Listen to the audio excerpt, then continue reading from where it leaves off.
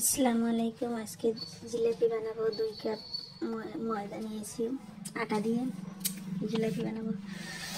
দেখো, প্রথমে একটু নুন দিয়ে আটাটা নিয়ে একটু নাড়াচাড়া করে ম্যারিনেট করে নেব। দেখো, এটা কিন্তু বেকিং সোডা দিয়ে দেব। বেকিং সোডাটা কিন্তু দিতেই হবে।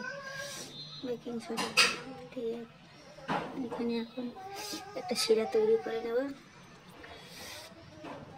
1 বাটি চিনি, 1 বাটি জল দিয়ে একটা শিরা তৈরি করে নেব। এলাচ দিয়ে দেব,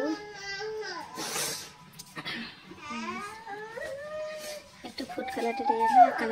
কালার হয়ে যাবে। ফুড কালারটা দিয়ে দিলাম, মিশিয়ে নিয়ে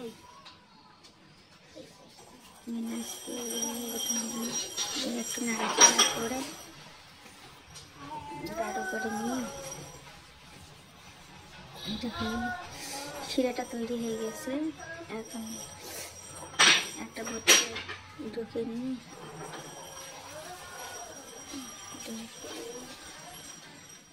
এখন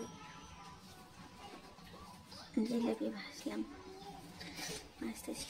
এটা কিন্তু সেই ইজি। আপনারা প্লিজ এরকম করে বাড়িতে ভেজে খাবেন, ভালো লাগবে। আমার চ্যানেলটা যদি ভালো লেগে থাকে তাহলে সাবস্ক্রাইব করে চ্যানেলটাকে রাখবেন, পাশে থাকা বেল ঘন্টাকে ক্লিক করে দিবেন।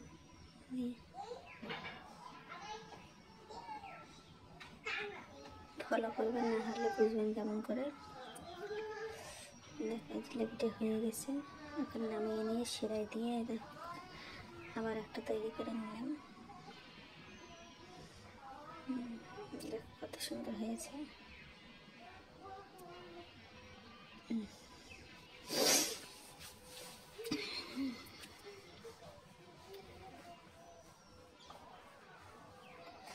নাড়াচাড়া করে